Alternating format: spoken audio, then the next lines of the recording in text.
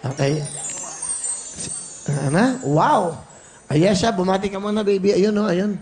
Binabati ko nga pala yung mga tita ko, mami ko, lala ko.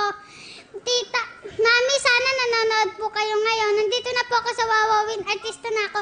Teacher, binabati ko rin po kayo. Classmate, binabati ko po kayo. Nandito na ako sa Wawawin. Ano naman to mga medalya mo to? Yung nursery po ako, fifth honor po ako. Tapos? Most improved po, best in recitation, most helpful, most behaved. Okay, ngayon, anong grade mo?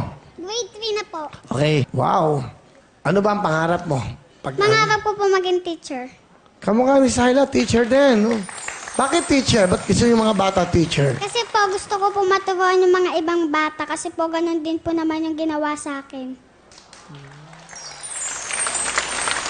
Ayan siya, sino kasama mo? Pakilala mo sa amin. Pinapakilala ko po ang pinakamasipag sa balat ng lupa, si Daddy Edwin!